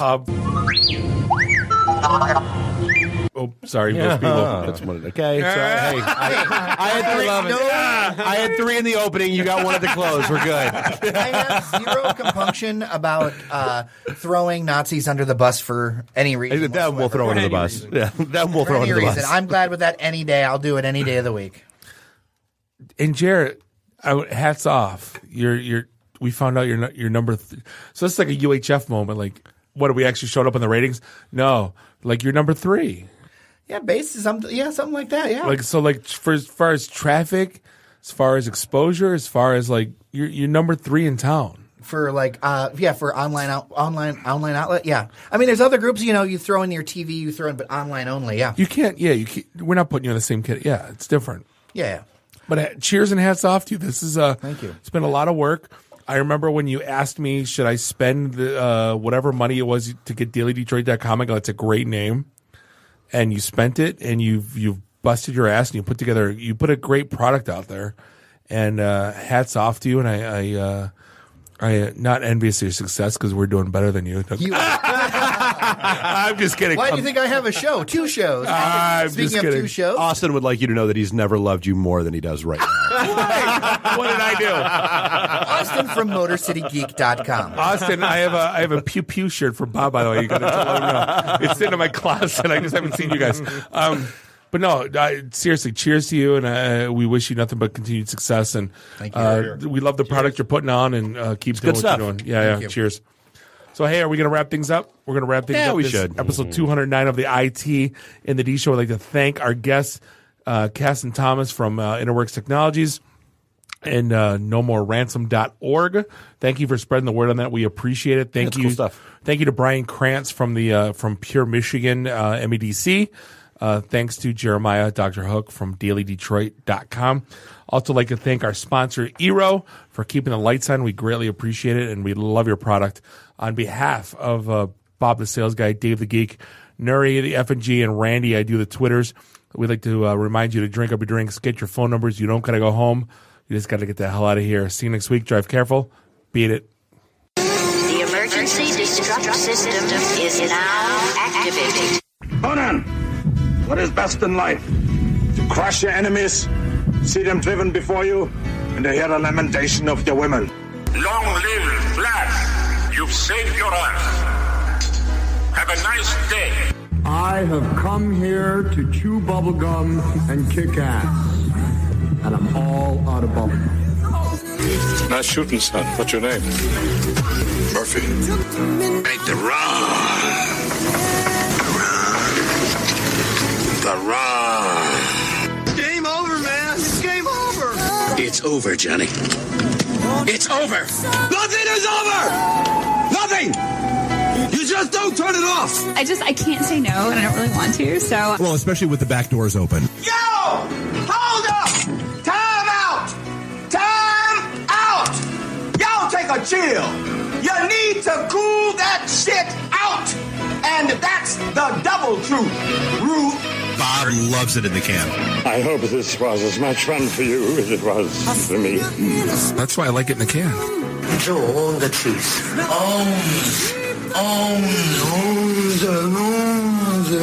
Fear me.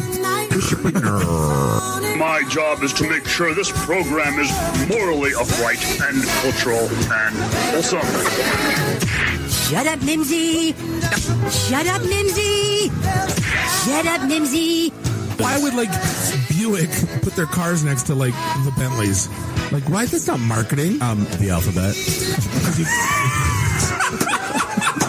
It's brilliant. Yeah, I can't take that position. That analogy sucks because it's right. Because you're getting your 8-track tuned up. Are we at a break yet?